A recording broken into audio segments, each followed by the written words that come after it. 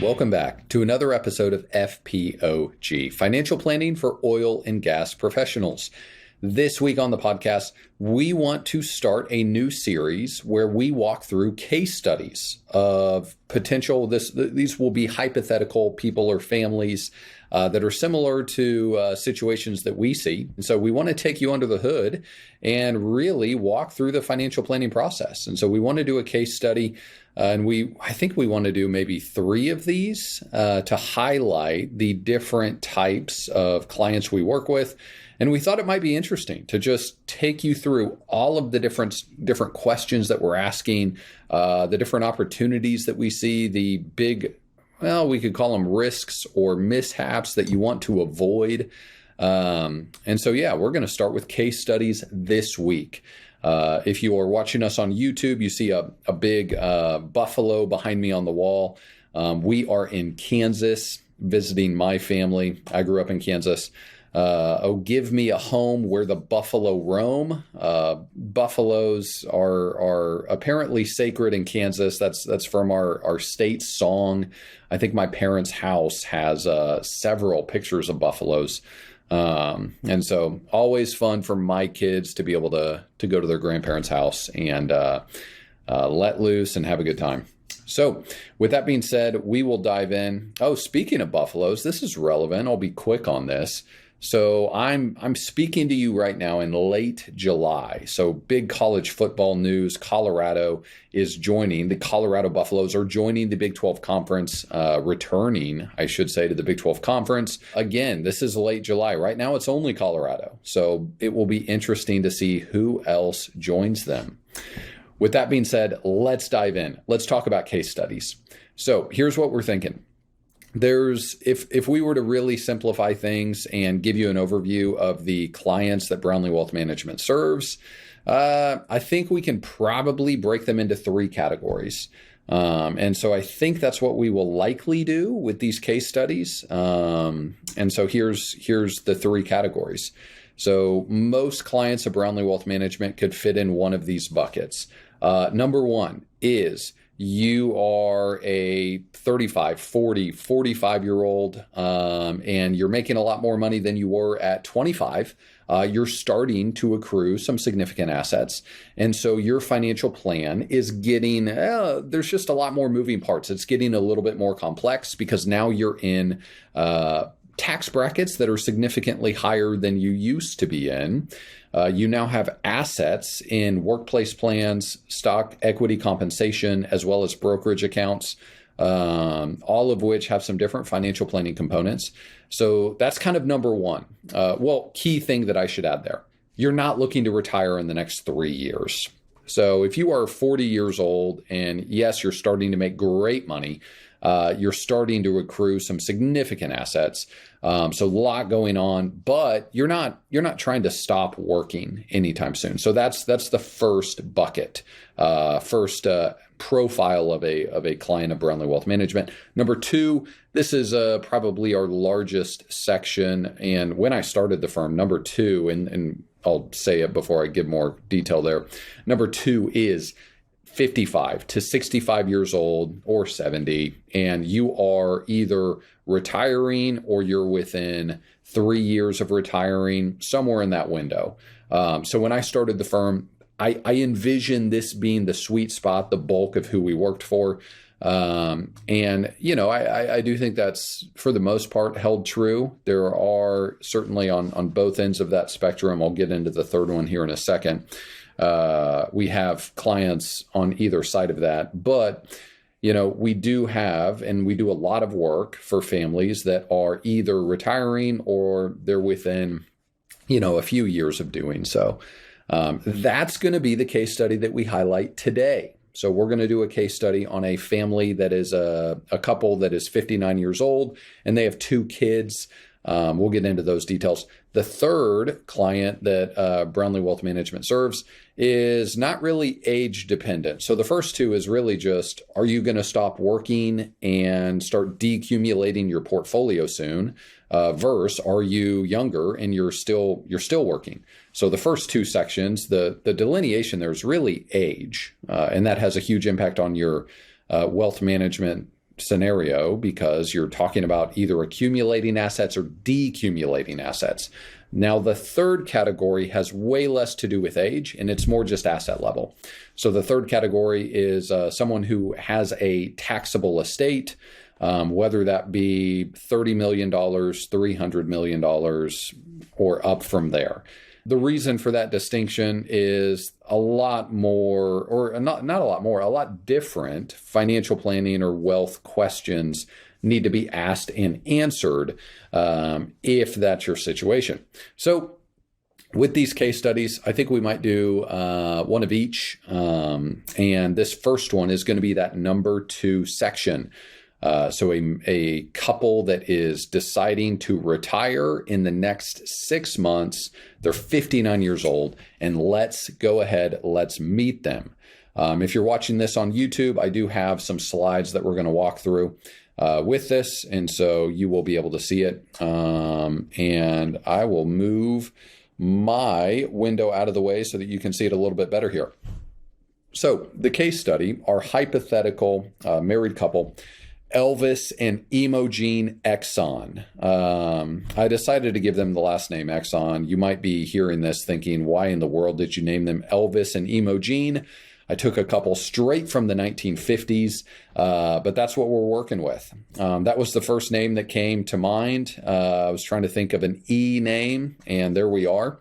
Now, even though I kind of tied this to ExxonMobil, we're gonna make this to where it's really relevant and would also shed light on some of our retired clients from Shell, Chevron, BP, and really, if you're at any large oil and gas company, you will resonate a lot with their situation. So, with that being said, let's meet them. They are 59. They have 2 kids. Their children are finishing up, the youngest of the 2 kids is finishing up college right now. They live in Houston, Texas, but you can see they're on the screen. They're thinking about moving to Colorado in retirement. So that's a big question that needs to be discussed, and we'll talk about that a little bit. Now, income. $450,000 is their household income today. I made it $450,000 on purpose so that we could illustrate a tax principle there. Their expenses, what they need, what they spend every year, they spend about $15,000 a month. And they do want to continue to take family vacations and pay for those vacations. So we're going to round up to $200,000 a year. Their house is paid off. Their cars, one of them is paid off. The other car, they still owe about $40,000 on it and have a few years left on that note. And they're wondering if they should pay that off. Investable assets, $5.2 million. So this is Elvis and Imogen Exxon. This is the hypothetical client we're going to do a case study on. Let's point out a couple quick things. When I look at this, what do we have here? Just a handful of facts about them. Here's some things that I'm thinking about. Okay, I see that they're 59. So obviously the IRS age at which retirement plans become liquid without penalties is 59 and a half. But even if they're going to retire before 59 and a half, they could take distributions from a 401k if that was their previous employer that they retired from. And those would be exempt because they're over age 55. So that's the first thing I'm thinking about. Next thing I'm thinking about, golden window. This is the perfect financial planning window. What I mean by that is I'm actually just going to jump to my last slide here, try to get my face out of the way so you can see this. So this is a timeline of financial planning, and it starts at age 50. It goes to age 95 and beyond to where children would eventually inherit the assets. Here's the big takeaway I want you to learn from this timeline. Your tax rate, your personal tax that you pay and owe, it is really different over the years. It's a little bit volatile in between age 55 all the way to age 75 or 80. So as the picture here shows, if you're listening to this and you're not seeing the picture, that's okay. I'll kind of map it out for you. But your last 5-10 years of work, you're oftentimes making more money than you've ever made in your career. So you typically pay a lot of taxes. This case study, I made sure to make their income in the 32% tax bracket, just to illustrate that, to immediately think, okay, we need to understand they're paying a lot of taxes right now. So what are some things we can do to lower that? But then once you retire, the next phase of life, tax-wise, is a really important planning window. We've talked about this before, but if you're making a lot of money and you retire, well, the first year that you're fully retired and don't have any equity compensation paying out or anything like that, you all of a sudden have a very low tax rate. You don't have any income. And that low tax rate will last, it's going to last. There's a few different scenarios. It will last until age 70 if you delay Social Security and if you have enough cash or brokerage assets to live off of during that time frame. Or it will last until 63 or 65. Medicare premiums become relevant at 63, even though Medicare starts 65. But it also, this critical planning window, it may not be from 59 to 70 or 59 to 65. It's often until you use all of your brokerage non-retirement assets. Well, not necessarily, but kind of halfway that's true. This window is much more valuable while you still have cash brokerage assets. So that's kind of how long the window lasts. It could be shorter, it could be longer. Based on your brokerage assets and how they interact with your retirement assets. But then, and I made this a year or two ago before the recent legislation change, required minimum distributions, RMDs. So those are annual distributions the IRS forces you to take from all pre-tax retirement plans when you retire. You have to do that at age, now it's 73 to 74. I'm just going to leave a variable there. We'll see what Congress does with that. But in your 70s, you have to start taking retirement distributions, and they are taxable. So your tax rate, really high, then it gets really low when you retire. Then it gets really high again if you have a lot of pre-tax assets. Now, so what else am I thinking as I look through this? Okay, they're thinking about moving to Colorado. And in this situation, this family, they still have one child in college. They were going to stay in Texas near their kids' college location until that younger kid graduates, at which point they might move to Colorado. So immediately, what are we thinking when we hear that? We're thinking, they have no state income tax today, but they might have state income tax if they go ahead and they make that move. All right, their house is paid off, their cars, investable assets are $5.2 million. So if you're listening to this podcast and not on YouTube, then I'm going to give you a breakdown of their assets right now. So I mentioned their assets are $5.2 million, and here's how that's spread out. So their largest part of their balance sheet is retirement plans. And they have $4.2 million in 401k IRA pensions. So those are all pre-tax buckets. But there is a distinction here. They have $200,000 in their 401k that are low basis company shares that they purchased in their 401k. They purchased company stock 30 years ago. And so they are going to utilize NUA, net unrealized appreciation. And later in the plan, we will want to take those NUA shares, get them over to a brokerage account. So that's their biggest asset, though. They've got $4 million in pre-tax retirement plans and the additional $200,000 in company stock that will go from their 401k to a brokerage account. Their next part of their balance sheet is their non-retirement brokerage assets. So this is any cash, savings accounts, emergency fund. It's also their brokerage investment account. So these are assets that maybe it's cash, maybe it's invested, but it's not in a retirement account. Now we make that distinction. We draw a line between these two parts of the balance sheet. Retirement plans that are pre-tax, those are subject to income tax.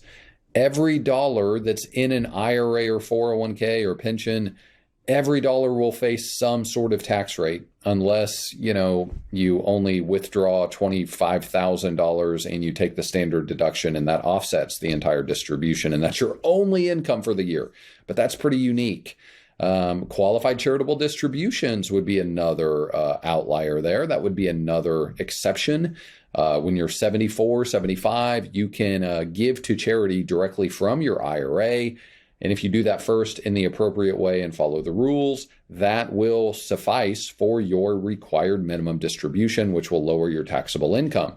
We're now on the brokerage account. They've got about $1 million in brokerage assets. Half of it's in cash, half of it's invested with some embedded capital gains. So what are we thinking there? Well, that's a really big cash position. Now they might move to Colorado, so maybe there's a reason for it. We'll dive into that later. We can also make about 4.5%, 5% on cash today. Are they doing that? That's a question we're wondering.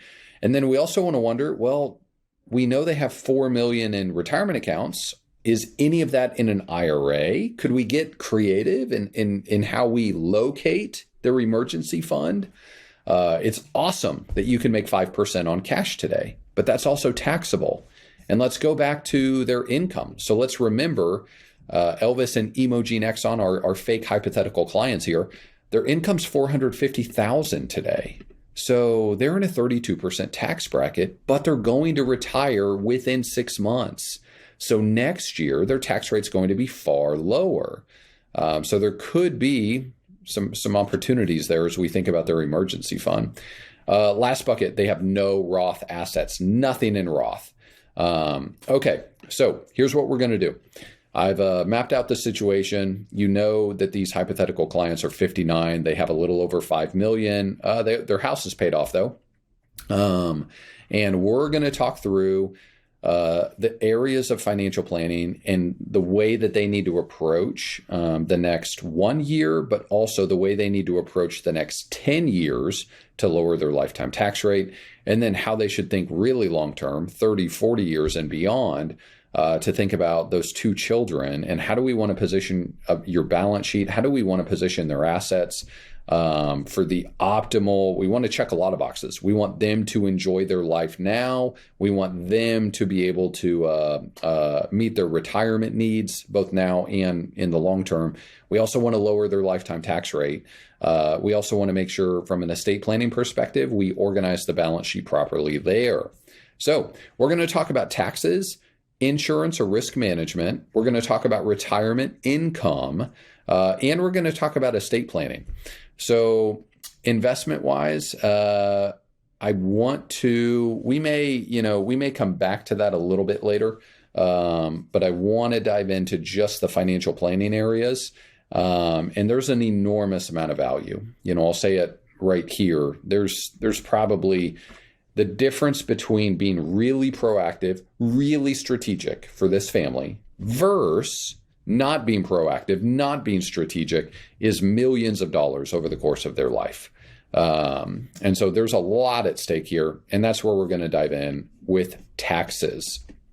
So, gosh, there's probably a dozen little things we want to think through, and those dozen things, if Elvis and Imogen think through them and plan properly, again, the stakes are huge here. So a lot of delta between what they will pay in taxes if they don't do any planning versus what they should pay if they make a lot of decisions correctly each year over the course of several years.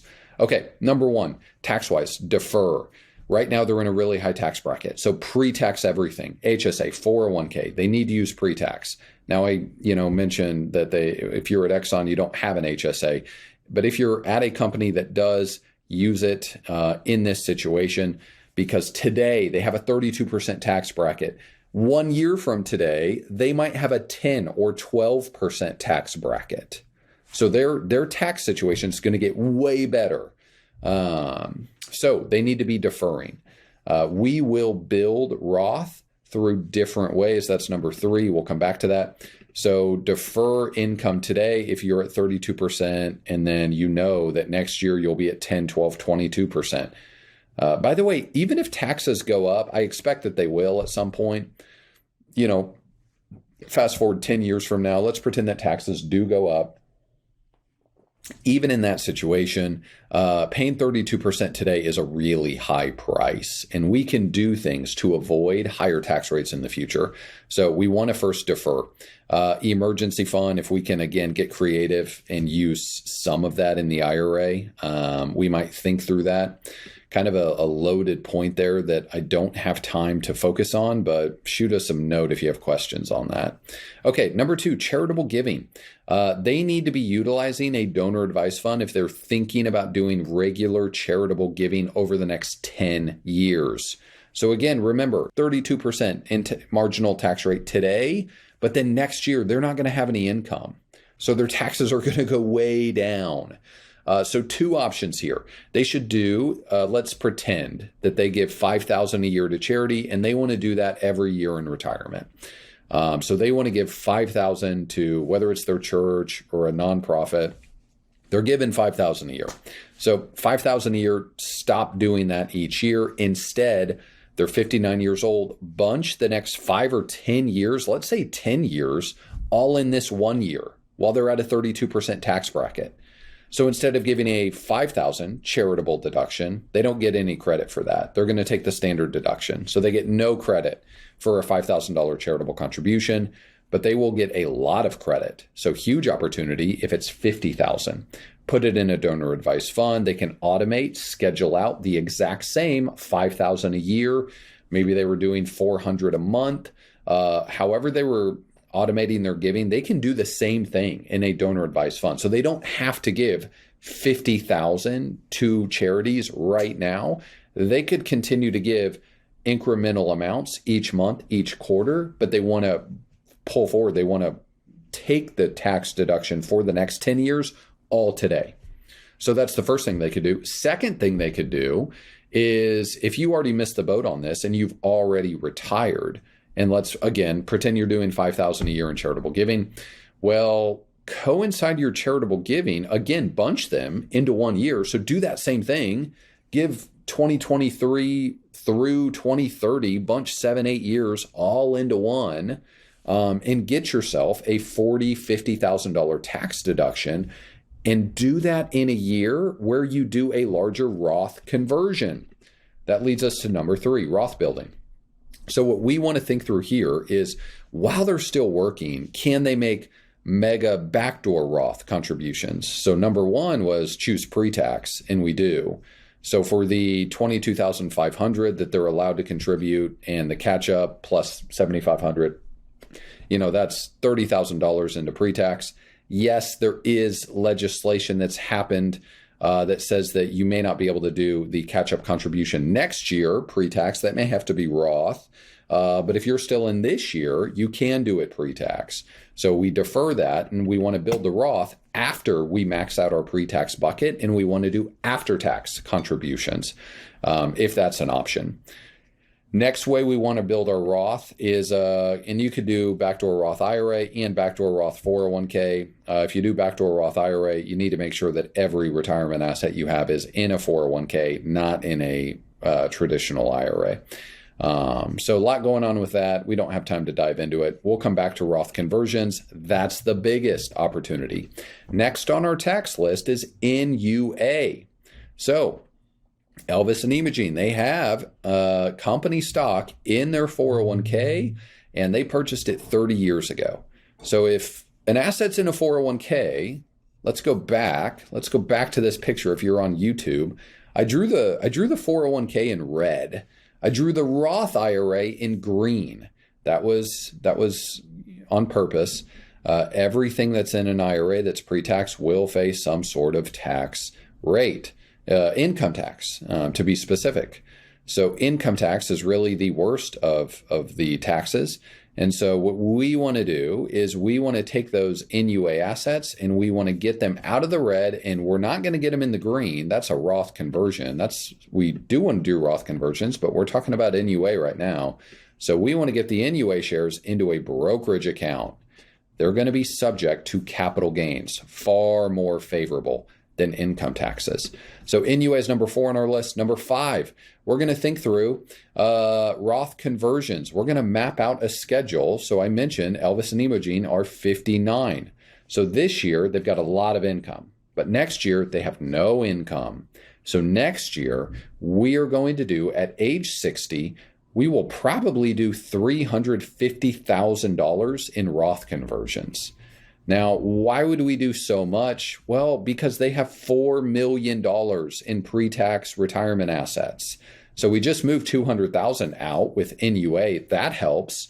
But we want to be really strategic before age 63. At age 63, your Medicare premiums begin to get calculated. So whatever income you have in the year you're 63, that will determine your Medicare premium when you start Medicare at 65. It will recalculate each year based on your income 2 years prior. But they're not 63 yet. They're not 65 yet. They are 59. And in the years that they're 60, 61, and 62, we don't have to worry about Medicare premiums. So we want to go bigger on the Roth conversions on those years. If they convert 350,000, well, that's over $1 million over those 3 years that they will move from the pre-tax retirement account into the Roth. And their effective tax rate on that would be about 19%. So again, they pay 32% as a marginal rate now. And to do these big Roth conversions in the first 3 years of retirement, they're looking at an effective tax rate of about, draw that about sign, about 19%.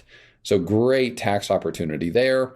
And remember, they have so much in pre-tax retirement accounts. If they just let this continue to grow, continue to compound, well, they're going to wake up at age 80 and they're going to have way too much. This could easily get to $8 or $10 million by their mid 70s if they're not strategic on Roth conversions and how they pay for expenses and which bucket they take retirement income first, second, third. So that's a huge thing that we're doing. That alone just has absolutely enormous opportunities with it. Capital gains. So next up, in their tax plan over the first 5 years of retirement, we're going to pretend that we're now 4 years out. So they are both 63. We have to worry ourselves with Medicare premiums now. So we still want to do Roth conversions. We probably want to do a Roth conversion of $50,000, $60,000. The effective tax rate on that is going to be about 4%. It's going to be incredibly low. And then we want to use the 0% capital gains tax bracket. Go back to their balance sheet here. We want to start to harvest gains on the $500,000 brokerage account or those NUA shares that are now held in the brokerage account at an enormous gain. So we want to start to harvest those gains at a 0% tax rate. If we remember what we did in step 2 of their tax plan, we mapped out any charitable giving that they were already planning on doing. Well, we gave the highest appreciated securities. So between being strategic with charitable giving that they were already planning on doing, between that and between harvesting capital gains at a 0% tax rate, we are really significantly lowering the tax owed on cap gains. Oh, need to make another really critical point here. Let's go back to just square one. Present day, our hypothetical case study, they're 59. They make $450,000 a year. They're in a 32% tax bracket. Well, that income also affects their capital gains situation. So if in their brokerage account, if they harvest or if they are trading, if their investment manager is buying and selling things in that brokerage account, and if they produce short-term capital gains, that is a horrible thing, knowing that their tax rate, their capital gains tax rate, is going to get way better in a really limited, really short period of time. So short-term capital gains are horrible in their situation in the present day, but long-term capital gains are also not ideal.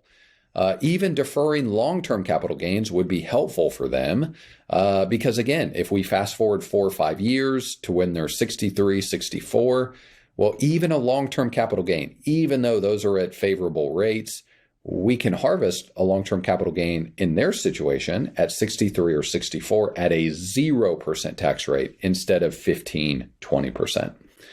Okay, distribution planning, and this is going to touch into income planning. So we're going to kind of talk a little bit about tax planning and their retirement income. we want to think through where should they take income from first. Let's go back to their balance sheet. They have a ton in pre-tax retirement, and we're already being really strategic with that. We're doing big Roth conversions each year until they turn 63. Then we're going to do smaller Roth conversions. We're still going to do them, just a little bit smaller. And where does retirement income come from? Well, the first part of retirement, first part of income in retirement. So if this can last for 10 years, great. 3 years, 4 years, fine. However long it lasts, number one is your cash or your brokerage accounts. That's where we want to take retirement income first. So again, they need $200,000 a year. We're tapping that blue bucket there, cash brokerage accounts. Pre-tax retirement, that's number two on where you take income from. Number three is Roth IRA. Ideally, they never touch the Roth. So ideally, they take income from number one, and then on the back 20, 30 years of life, they take income from number two, the pre-tax bucket, and then hopefully they never touch the Roth IRA. That passes down to their two children tax-free. Okay, let's go to some of the last tax planning items. Family gifting. So this goes into estate planning. We'll touch on estate planning here in a second. Last thing, we want to help them do their tax return. So Elvis and Imogen, we want to help them do their tax return, be a part of that process, and we want to review their tax return every year. And actually, the very first thing we would do with them. So before Elvis and Imogen even become clients, we want to see last year's tax return, and that's the starting point. We always start with their tax return as kind of the central square one. That's home plate. That's the batter's box. That's where we start in the financial planning process, looking at their tax return. Okay, that wraps up taxes because we're going to talk about family gifting and estate planning in the estate planning section. Let's actually do that real quick. So with their estate plan, here's what we're thinking, and I'm going to go much, much faster here. So one, do they have the right legal documents in place? A lot of 59-year-olds do not, and that's okay. Or maybe they set up a will and let's say that will is 15 years old, but now their kids are 28 and 21 or 25 and 21. So they need to update that. We want to make sure, do you have the proper legal documents in place now? If not, we want to walk through that estate planning process with Elvis and Imogen. Probably want to do a revocable living trust. So number two there, would probably prefer to do a revocable living trust instead of a will.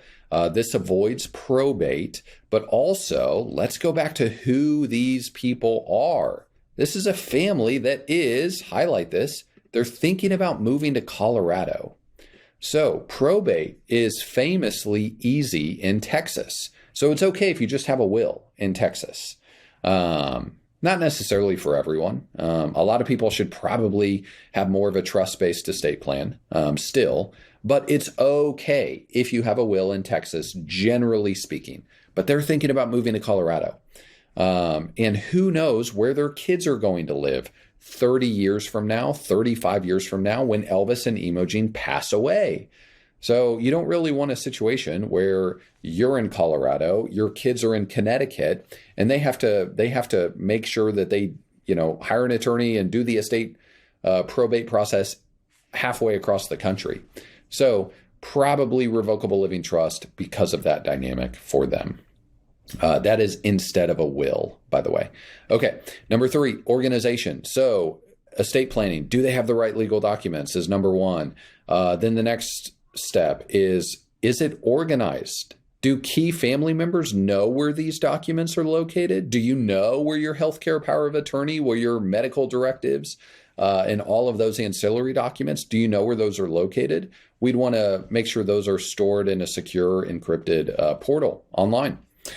Communication. Have you talked to your kids? Have Elvis and Imogen chatted with their two children about their estate plan, what they have, where things are located?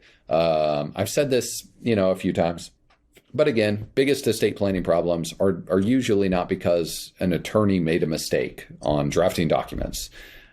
A lot of estate planning problems come from two things. There's blended families, so kids from multiple marriages, or there's just a lack of communication. And you're passing down 8 different accounts at 6 different financial institutions. That's a mess. And if the kids don't even know that you have all those 8 accounts at the 6 different institutions, that's really a mess. So communicate properly. Now, tax planning. So Elvis and Imogen do not have a taxable estate today, but they probably will at some point in the future. If they're spending 3% of their assets, which isn't too far off once they start taking Social Security, if they're spending that amount of their assets every year and their assets grow at 5% a year, 6%, 7%, we don't know what the growth rate will be, but those assets are going to keep compounding. So they could wake up at 85 and they could have $14 million and the estate tax exemption might only be $9 million, in which case $5 million is now subject to estate taxes. By the way, the estate tax today is 40%. So in that hypothetical example I just pulled out of a hat, they would have $5 million subject to a 40% estate tax, $2 million in tax owed. So what we want to do with them is once we're gonna now go to their retirement income plan, once we know that they have enough assets to be self-sufficient and fund their retirement plan for the rest of their lives, we want to get really strategic about giving to their 2 children while they're still living. Why do we want to do that? Well, the easiest way to plan for this is taxes in general, but especially with estate taxes, the easiest way to plan is by doing little things over an annual basis and then watching those little things grow outside of your estate over a 20, 30-year period. What I mean by that is, and I've used this analogy before, the analogy is pretend that you have an oak tree and you want to relocate the oak tree on the other side of a fence. Well, if it's a 30-year-old oak tree, that's a really hard thing to do, and it's pretty expensive. You don't even know if it's going to work. But if you have time on your side, if you're willing to wait 30 years for that oak tree to get in a new position, well, you could just throw acorns, throw seeds over the fence, wait 30 years, and you're going to have a beautiful oak tree on the other side of the fence right where you want it. That's what we're trying to do with Elvis and Imogen. So if they can give $17,000 a year and really $34,000 a year because they're married to each of their 2 kids, so that's $68,000 a year to each of the 2 kids. And they could do that within a trust to where it stays invested. And now they're kind of investment partners with their children. So it's not that they're handing them cash that the children go spend immediately, but they could gift them these assets each year. Now those assets are out of their estate. So pretend that you do this for 10 years and you give $68,000. And you do it, from age 65 to 75. I'm just picking a range there. Well, you've got $680,000 that's now out of your estate. And so you've got, let's get my marker here. You've got a good 5.2 million is their assets today. But if we can carve off part of that, get it outside of the estate today, and yes, that's a smaller part today, but over the next 20 years, that's going to grow. And all of that growth is now out of the estate. That's how you really do, one, excellent tax planning, doing little things each year. Remember, with Roth conversions, we're not converting their entire IRA in day one. We're doing little conversions each year. And then that growth happens in a Roth. Or in this estate example, you gift assets that are on you and your spouse's balance sheet, gift them to your kids. Now it's on your kids' balance sheet. It's no longer part of your estate. That growth happens outside. Okay. If you're following us on YouTube, you see that I've got the income planning section up now. So first question is, do you have enough? Don't gift to kids. Do not gift assets to kids if you don't have enough money for your own retirement plan. So in their situation, we're confident they do. It passes the 4% rule. We would also run it through some really intricate retirement planning software and stress test it and say, hey, what if the next 30 years are terrible in the market?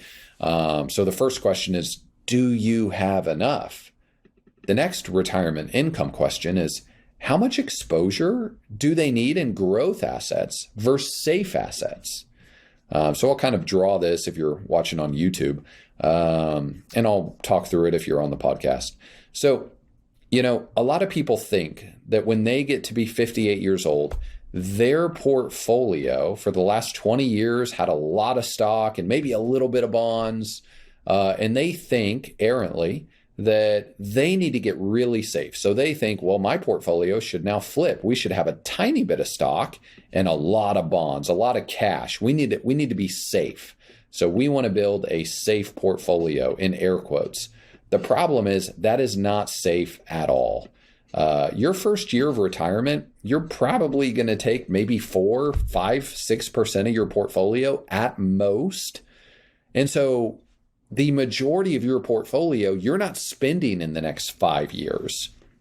And so if we think through, there's 2 different risks to consider with retirement income. The first risk is market risk. Simply, well, what if the stock market crashes? That's a big risk.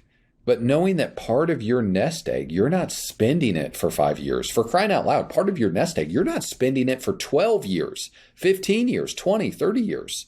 And so with that in mind, yes, market risk is a risk, but a much, much bigger risk is running out of money. And what we're talking about there is inflation. And so inflation risk is significantly worse. So they still need a really healthy amount in diversified, well-managed equities, stocks. They need to have, usually, through ETFs or funds, they need to have exposure in growth assets. Okay, how do we maximize retirement income? We want to use dynamic withdrawal rates. If we have a market crash, we might pause an inflation adjustment. So you should be able to give yourself a raise in retirement every year that coincides somewhat closely with inflation. But if there's a market crash, we want to pause those raises and let the portfolio recover a little bit. Still pay yourself the monthly income, but let the portfolio recover. Don't give yourself a raise in those years. We also want to use tax planning. That's a great way to maximize retirement income. If you can lower the amount of lifetime taxes you're paying by $800,000, by $1.4 million, that directly increases the amount that you get to enjoy in retirement income. This is a really big question. How do Elvis and Imogen, how do they even know what their expenses will be in retirement? This is a really tough point. They're living in Texas. They might move to Colorado.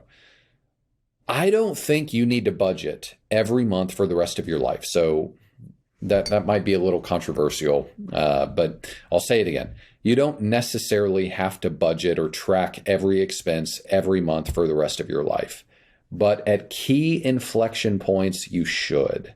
So if you move to a new state, enter a new phase of life, it would be really helpful to just, and we can connect this with our financial planning software, to just track expenses for a short period of time. Because they think, this hypothetical couple, they think that they need $200,000 a year.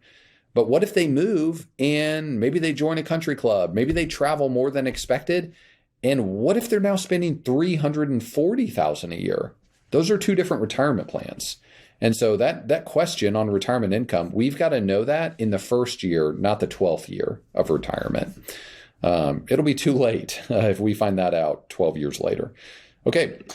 Where do we take income from first? We covered that. When do we take Social Security? Higher earner, a lot of good reasons to wait until 70 to lock in that higher benefit for either surviving spouse. And yeah, we have some other things. I'm going to keep it short on Social Security. Medicare, we've talked about 63 and 65 there. Risk management. Going to be real brief. Elvis and Imogen, they don't need life insurance. They don't need disability insurance. And they don't have enough assets to have a taxable estate today to where they need a life insurance trust. So again, there's no need for whole life insurance. Maybe that changes if they wake up 10 years later and have $15 million and the estate tax exemption is $5 million. Maybe we introduce some life insurance estate planning strategies, but they don't need it today.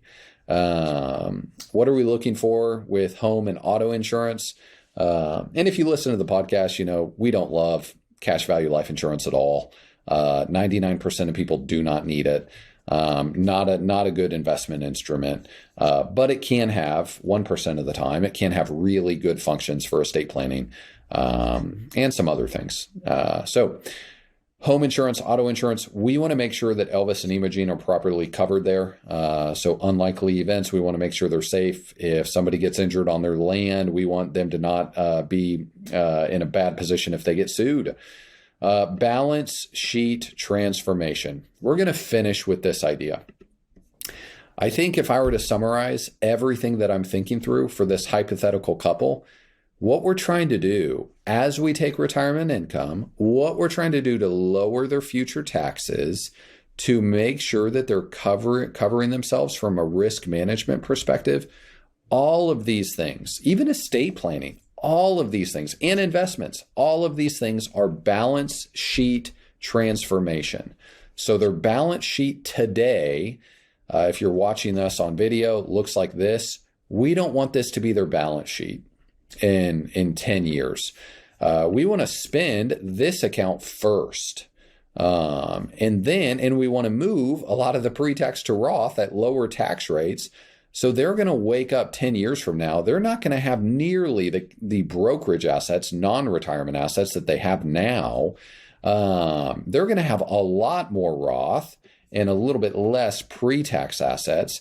That's going to drastically lower their taxes, but it's also going to make their balance sheet a little bit more resilient, a little bit more protected.